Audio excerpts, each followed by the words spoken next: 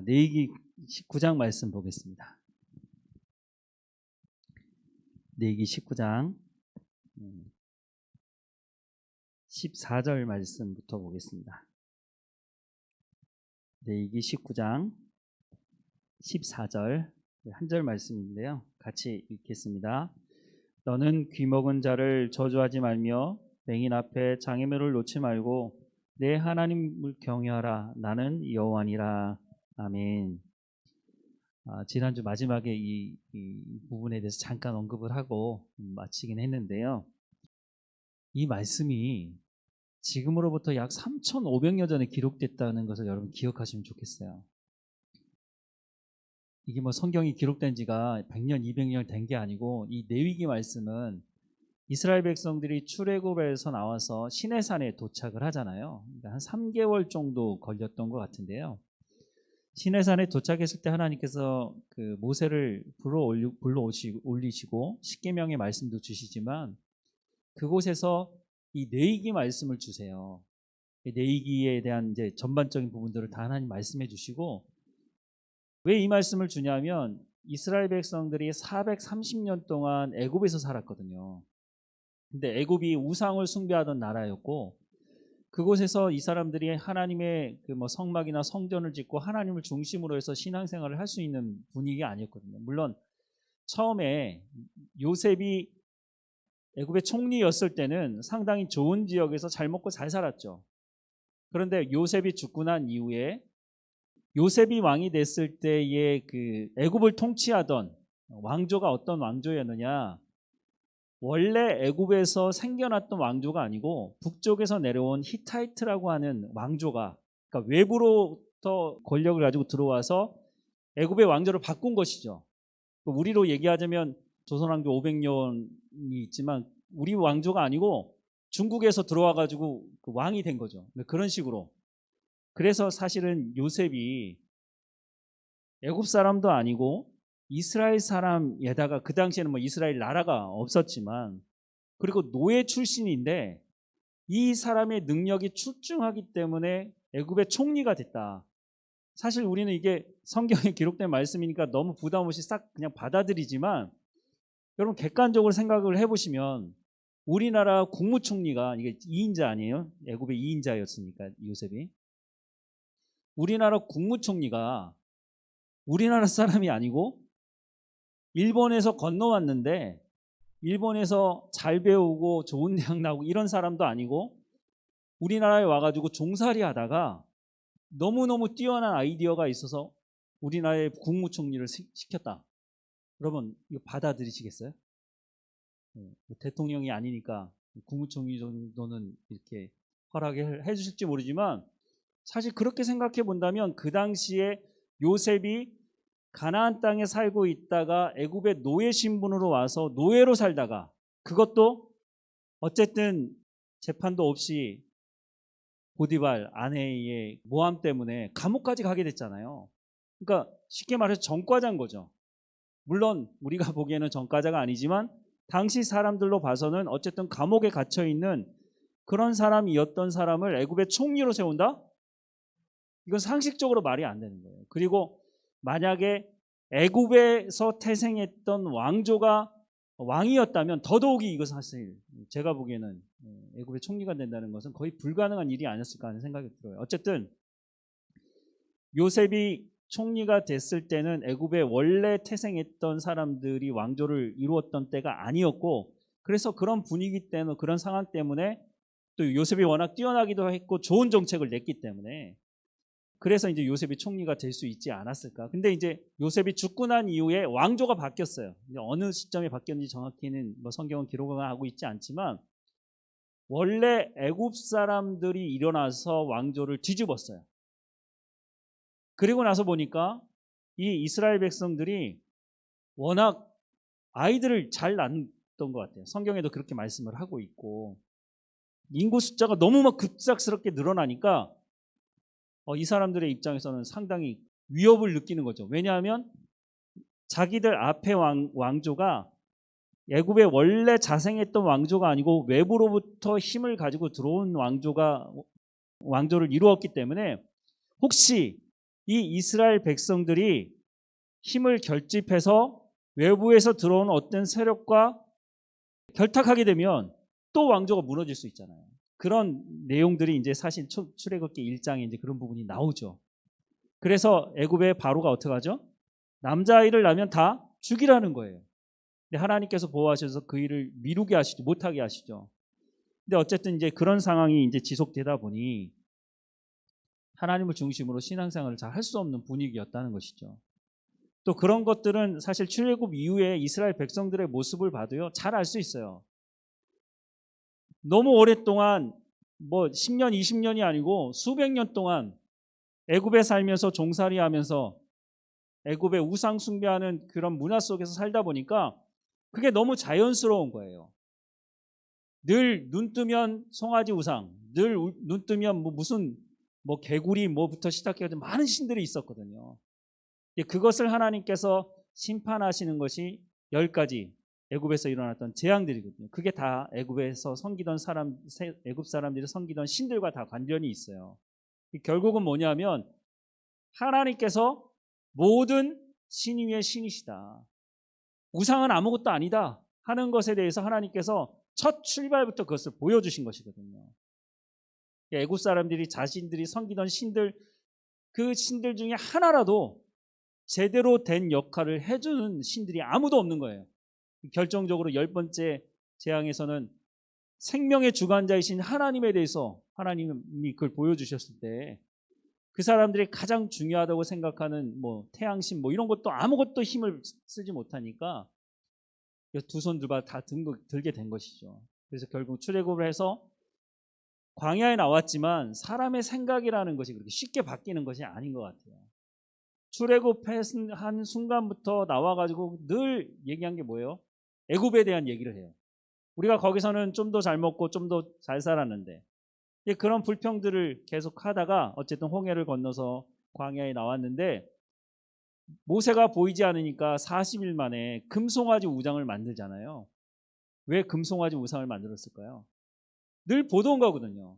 그러니까 하나님이 어떤 분이신지 정확하게 모르니까 하나님이 이런 분이실 거야. 왜냐하면 우리가 애굽에서 늘 봐왔던 신들 중에 풍요를 상징하는 이 송아지, 이게 참 소에 관련된 거는 너무 오래된 것 같아요. 여담으로 드리자면 뉴욕에 가면 월스트리트라고 하는 그 금융가 거리가 있거든요. 우리 뉴스에도 보면 가끔 가다 월스트리트 하는데 도대체 저게 뭔가 이렇게 했는데 가보니까 그 거리 이름이더라고요. 근데 어쨌든 그 거리 앞에 동으로 만든 엄청나게 큰 소가 한 마리 있습니다. 근데 거기 가면 그거 한번 만져보려고 서양 사람들도 그런 것 같은데 보면은 중국 사람들이 제일 많은 것 같고요. 가보면 한국 사람들도 많아요. 그거 한번 만지면은 복이 온다고 이렇게 생각을 하는 것 같아요. 하여튼 그런 부분들은 이제 다른 것들도 많은데 어쨌든 소에 관련돼서는 풍요를 상징하고 있는 것이 어제 오늘 얘기는 아닌 것 같아요. 애굽에서도 마찬가지였고 이스라엘 백성도 그것을 만들어 놓는 일들이 벌어지고 된 것이죠. 그 이스라엘 백성들이 이제 하나님의 백성으로 살아가야 되는데 모세가 보이지 않는다고 40일 만에 금송아지를 만들어 놓고 이것이 우리를 인도할 신이라고 만들 정도의 수준이라면 그 수준의 삶을 살아가는 사람들이 가나안 땅에 들어가면 어떻게 되겠습니까? 40년 동안 훈련받고 들어가서도 우리가 보지만 엉망진창이었는데 40년 동안 하나님 말씀으로 훈련받지도 못하고 들어가게 된다면 이 상태로 금송아지 우상을 만들어내는 상태로 들어가게 된다면 이 사람들의 삶이 어떻게 되겠느냐는 거예요. 그래서 하나님께서 이제는 너희는 내 백성이기 때문에 너희가 어떤 삶을 살아가야 되는지에 대한 기준, 다른 말로 하면 법이라고 얘기할 수도 있겠지만 그래서 율법이라고 얘기하지만 하나님의 백성은 이렇게 살아가야 된다라고 하는 것을 레위기를 통해서 말씀해 주시는 거예요. 그래서 레위기에서 말씀하는 것이 하나님 앞에 예배는 어떻게 드릴 것이냐, 또 개인적인 삶은 어떻게 살아갈 것이냐, 또 사회 공동체로 이루어가는 사회 구성원들 안에서는 어떤 삶을 살아가야 되는 것이냐. 그래서 예배, 개인적인 거, 사회, 공동체적인 여러 부분들을 하나님께서 레위기를 통해서 말씀해 주고 있는 거예요. 이 말씀은 오늘을 살아가는 우리에게도 마찬가지예요. 우리가 그리스도인이 됐지만 그러면 도대체 그리스도인다운 삶을 살아가는 건 뭐냐? 우리가 이렇게 질문해 볼 수 있잖아요. 그냥 이전에 살아오던 방식대로 살아가야 되느냐? 근데 성경은 그렇게 말씀하고 있지 않거든요. 옛사람은 벗어버리고 하나님께서 새로운 사람으로 만들어 주신 새 사람을 입으라고 말씀을 하고 있거든요. 그러면 도대체 새로운 삶을 살아가는 사람은 도대체 그게 뭐냐? 그 에베소서 말씀도 그냥 갑자기 생뚱맞게 툭 튀어나오는 말씀이 아니라 레위기에서 이미 다 말씀하신 것을 교회 공동체는 어떻게 살아가야 되는지에 대한 부분에 대해서 다시 설명을 한 것뿐이에요, 사실은.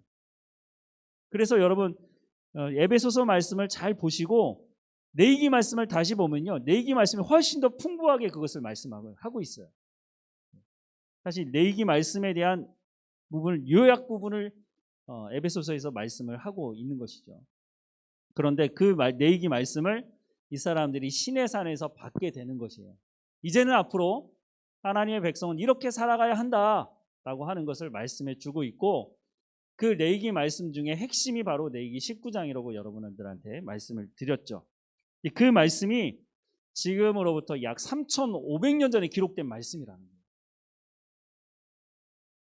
근데 그 중에 정말 놀라운 말씀 중에 하나가 조금 전에 읽었던 이 말씀입니다. 다시 한번 보면, 너는 귀 먹은 자를 저주하지 말며 맹인 앞에 장애물을 놓지 말고 내 하나님을 경외하라. 나는 여호와니라. 이 무슨 말씀이에요? 장애를 가진 사람에 대한 배려를 하라는 거예요. 요즘은 이제 버스를 보면 장애인들이 탈 수 있는 저상버스라고 하나요? 턱이 낮아요. 옛날에 버스를 보면 이렇게 계단이 있잖아요. 근데 계단이 없는 버스들, 이제 새로 그 법이 바뀌어가지고요, 나오는 버스들은 다 저상버스로 다 바꾼다고 하는 걸로 들었거든요. 잘하는 거죠, 사실은. 근데 그렇게 하더라도 우리 참 익숙하지 않은 것 같아요, 그런 부분에 있어서. 내가 급하게 버스나 교통수단을 이용하는 건 빨리 어디 가기 위해서 그런 거잖아요. 근데 장애를 가지신 분들이 이제 버스에 타게 되면 시간이 걸려요. 그거에 대해서 기다려주고 배려해야 되는 마음이 있어야 되는데, 물론 이제 그런 부분이 상당히 많이 나아졌다고 생각을 하지만, 그럼에도 불구하고 여전히 장애를 가지신 분들이 움직이는 게 쉽지가 않아요. 상당한 시간이 걸리기 때문에 이렇게 많은 배려를 하는 것이 최근에서야 그렇게 하는 것이지, 제가 어렸을 때만 하더라도요, 뭐 어떤 장애가 있으면 집에서 못 나가게 하지 자유롭게 돌아다닐 수 있는 상황이 아니었거든요. 그리고 사람들이 뭐라고 얘기를 해요? 같이 살아갈 수 있는 공동체를 만들려고 하기보다는 좀 안 좋은 얘기들을 많이 했죠. 학교에서도 보면 조금 몸이 불편하거나 장애를 가지거나 이런 부분을 가지고 있는 아이들이 학교를 다니는 게 쉽지 않았어요. 애들이 놀리죠. 물론 이제 그런 것들을 선생님들이 보면 좀 막아주기도 하지만, 사회 전반적인 분위기가 그것을 받아주는 분위기가 아니었다는 것입니다. 그러니까 부모가 자녀들에게도 교회 갈 때 그런 부분에 대해서 배려해야 된다는 것에 대해서 별로 가르치지 않은 거예요. 지금 이 시대에도 사실 이 문제가 해결되기가 쉽지가 않은데, 지금부터 3,500년 전에 하나님 뭐라고 말씀하시냐면, 이런 사람에 대해서 배려하는 것이 뭐예요? 거룩이라는 거예요. 우리가 복음을 들은 지 100여 년이 넘었는데요, 과연 그러면 한국교회는, 이 복음을 받아들인 한국교회는 이 장애를 가지고 계신 분들에 대해서 얼마나 많이 배려하며 살았는가 하는 거예요. 입으로는 거룩함에 대해서 그렇게 주장하고 많이 얘기하는데, 과연 귀 먹은 자를 저주하지 말며 맹인 앞에 장애물을 놓지 말라고 말씀하시는 이 말씀을 우리는 얼마나 우리의 삶으로 실천해내느냐는 거죠. 어떤 목사님들은 이제 이런 부분에 완전히 헌신하신 분들이 있어요. 왜냐하면 전반적으로 이 부분들을 다 교회마다 책임을 졌더라면 여기에 전담하는 목사님도 필요하겠지만 그 정도는 아니겠죠. 이전에 있던 교회에 미랄부가 있었어요. 다른 교회도 이름이 미랄부인지 모르겠는데, 미랄부는 어떤 그 부서냐면 교육부서인데, 지적 장애를 가지고 있는 아이들, 요즘에는 그 초등학교에도요 특수 학급을 담당하는 선생님들이 있어요. 제가 학교 다닐 때는 뭐 그런 게 전혀 없었죠. 특수학급이 있어서 지적 장애를 가지고 있는 아이들이 한 사람이라도 있으면 그 학교에서 받아서 선생님이 그 아이를 전담해서 가르쳐요. 근데 이 아이들이 정말 아무것도 알아듣지 못하거나 그러지는 않는, 그러니까 조금 어느 정도의 그 생활을 할 수 있는 그런 아이들이 예수님도 알게 되고 신앙생활도 하고 기도도 할 줄 알고, 하지만 정상적으로 살아가기는 힘들지만 그런 아이들이 있거든요. 근데 교회가 그런 아이들을 받아들여서 함께 신앙생활을 할 수 있는 부서를 만들어주는 거죠. 근데 사실 이게 쉬운 문제는 아니에요. 제가 있던 교회에서 그 미랄부가 운영될 때는 초등학교에서 특수반을 가르치는 선생님이 2분이 계셨어요. 그래서 그분들을 중심으로 청년들 또 집사님들 같이 이 아이들과 함께 예배드리고, 어떻게 보면 유치부에서 하는 그 정도 수준의 영상도 보여주고 쉽게 말해주고 아이들이 뭐 만들기도 하고, 이제 그렇게 아이들을 데리고 거기 맡겨두고 부모님들은 어른 예배를 들을 수 있게 그렇게 했죠. 근데 이런 교회가 그렇게 많지 않아요. 물론 하려고 우리가 그냥 마음만 먹고 뭐 마음이 있다고 모든 걸 할 수 있는 건 아니지만, 물론 그런 데에서 전문적인 지식을 가지신 분들이 있어야 되겠죠. 그런 부분에 헌신하는 분이. 그런데 제가 있던 그 지역에 미랄부가 교회는 엄청나게 많죠. 물론 재력도 있고 큰 규모의 교회들도 있지만 미랄부 아이들을, 그렇게 지적 장애를 가지고 있는 아이들을 교회로 오게 해서 신앙생활을 할 수 있는 교회는 몇 되지 않았습니다. 근데 성경은 뭐라고 말하고 있냐면 그렇게 해야 된다는 거예요. 그 사람들에게도 같이 신앙생활을 할 수 있도록 배려해야 된다는 거예요. 신앙생활뿐만 아니라 우리가 살아가는 사회 속에서도 같이 살아갈 수 있도록 하는 것이 그리스도인으로서 거룩한 삶을 살아가는 것이라고 말씀하고 있는 거예요.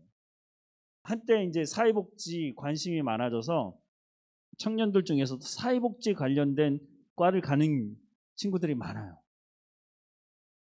그런데 이런 일에 헌신하겠다고 하는 사람들은 그게 많지 않아요. 왜냐하면 물론 별로 돈이 안 돼요.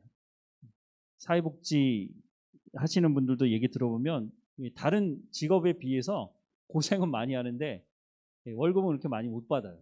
그러니까 공부는 해놓고 그걸 잘 안 하는지도 모르겠지만 그리스도인들 중에 사실 그런 사람들이 많이 나와야 됩니다.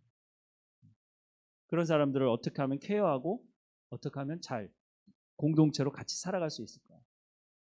여러분 뉴스를 통해서 보셨겠지만 서울의 한 지역에 이런 지적인 장애나 장애를 가지고 있는 아이들이 학교를 가야 되잖아요.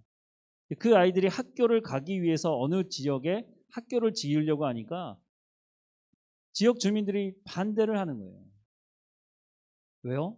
그 학교 만들면 집값 떨어진다는 거죠. 바라기는 그 반대하는 사람들 속에 그리스도인이 있지 않기를 바랍니다. 만약에 그리스도인임에도 불구하고 내가 거기 가서 내 집값 떨어지는 것 때문에 그것을 반대한다? 그러면서 교회 가서 거룩에 대해서 말한다? 그거는 앞뒤가 맞지 않는 것입니다. 하나님은 이것을 배려하는 것이 거룩이라고 말씀하고 있어요. 오늘 한국교회가 이런 부분에 있어서 참 많이 반성해야 된다고 생각이 듭니다. 우리도 이런 부분에 대해서 우리 각자가 마음에 이 생각을 가지고 있어야 돼요. 우리가 언제까지 우리 교회는 장애를 가지고 오는 사람이 오면 안 돼. 뭐 그렇게 얘기하지는 않겠지만 그런 사람들이 왔을 때 우리가 함께 어떻게 하면 예배의 공동체를 이룰 수 있을까? 어떤 분이 등록했는데 자기의 자녀가 지적인 장애를 가지고 있다. 그러면 그 아이도 교회에 나오고 싶은데 그럼 우리가 어떻게 할 것이냐? 그것이 거룩한 것이니까 어떻게 하면 예배를 같이 드리고 신앙의 교육을 할 수 있을 것이냐에 대해서 고민해야 되는 거예요. 우리가. 그게 거룩이기 때문에 하나님께서 우리 가운데 요구하시는 거룩이기 때문에 이런 것을 우리가 미리 준비해야 한다고 생각이 들고요. 2011년도 9월에 여러분 영화를 보신 분도 계시겠지만 저는 그냥 내용만 좀 들어보고 너무 가슴이 아파가지고 이 영화 보지 않았거든요. 도간이라고 하는 영화가 있었어요. 보신 분들이 계신 것 같은데 장애인들을 성폭력한 거예요. 오랫동안 한 기관에서. 그런데 그 기관에 대표가 장로고 교회 기관, 교회와 관련되어 있는 거예요. 실제적으로 그 일이 있었고 그런 모습을 보면서 내가 직접 그 일에 가담한 사람은 아니지만 내가 한국 교회의 그리스도인으로서 참 가슴이 아프더라고요. 이거 어떻게 해야 되는 건가? 어쩌다가 이렇게까지 되었는가? 물론 그 사람의 일이라고 그냥 그건 그 사람의 일이지라고 할 수 있을지도 모르겠지만 과연 나는 하나님께서 말씀하시는 이 거룩한 삶에 대해서 나는 어떻게 살아가고 있는가? 물론 이 부분에 대해서 하나님께서 제가 보기엔 목회자들에 대해서 하나님께서 먼저 심판하실 거라고 생각해요. 세상이 나서서 목회자를 심판하지 않아도요. 교인들이 나서서 목회자 심판하지 않아도요. 하나님이 세운 사람은 하나님이 심판하세요. 정말 두려운 것이죠. 저도 목회를 하면서 제일 두려운 것이 그것이에요. 내가 정말 제대로 지금 가르치고 있는 건가? 나중에 하나님 앞에 섰을 때 너 뭐 하다 왔냐? 너 내가 그거 하라 그랬는데 제대로 가르쳤냐라고 했을 때 제가 그러지 못했다고 말한다면 그것만큼 감당하기 쉽지 않을 것 같아요. 그래서 날마다 하나님께 다시 한번 묻고 하나님 내가 제대로 가고 있습니까? 하나님 제가 하나님의 말씀을 제대로 가르치고 있습니까?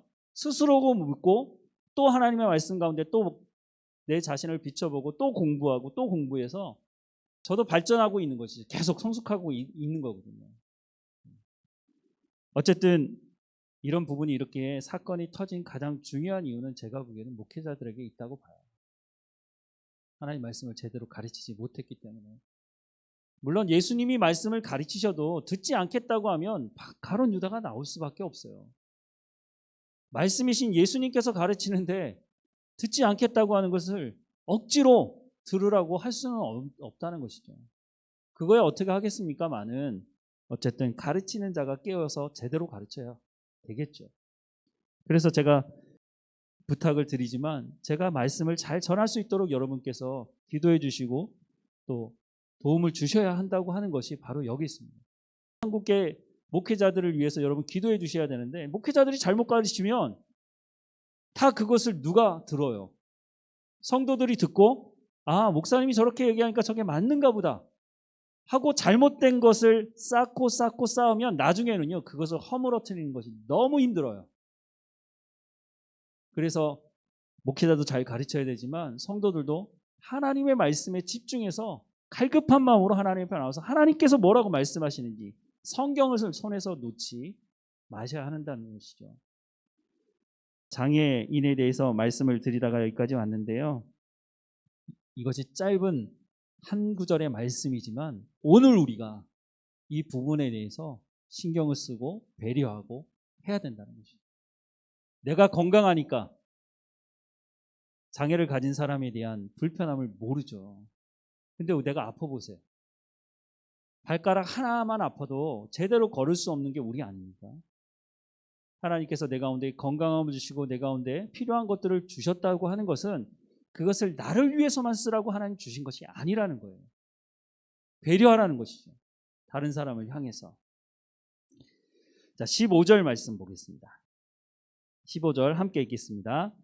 너희는 재판할 때 불의를 행하지 말며 가난한 자의 편을 들지 말며 세력 있는 자라고 두둔하지 말고 공의로 사람을 재판할지며. 자, 이 말씀도 보면 할 말이 많겠죠. 3,500년 전에 기록된 말씀인데 재판할 때 불의를 행하지 말래요. 그때도 많은 사건 사고가 있었겠죠.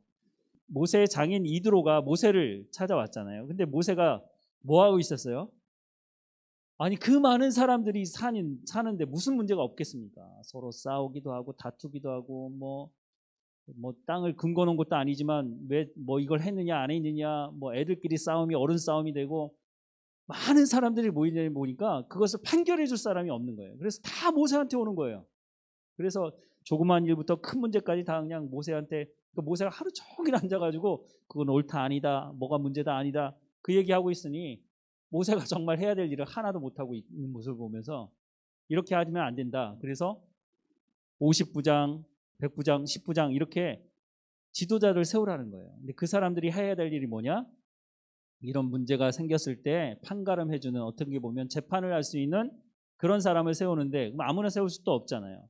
그런 사람을 세우는 조건들을 딱 얘기하면서 이런 사람을 세워라. 그래서 당신의 일을 돕도록 해라. 네, 그렇게 일을 하죠. 그때나 지금이나 이런 일들이 있죠. 사람들이 많이 살다 보면 뭐 여러 가지 일들이 있으니까 재판을 해야 되는 일들이 많게 되는 것이죠. 근데 재판할 때 불의를 행하지 말고, 그러면서 뭐라고 말하냐면 가난한 자의 편을 들지 말고, 불쌍하다고 분명히 죄를 지었는데 불쌍하다고 그냥 넘어가지는 말라는 거예요. 또 반대편도 있잖아요. 뭐라고 얘기합니까? 그걸 돈 있는 사람이, 사실 그렇죠. 전관예우라고 하는 걸 여러분 요즘 하도 정치권에서 얘기를 많이 하니까 여러분도 많이 들어보셨겠지만 판사 출신 중에서도 급이 있는 것 같아요. 검사 출신들도 있죠.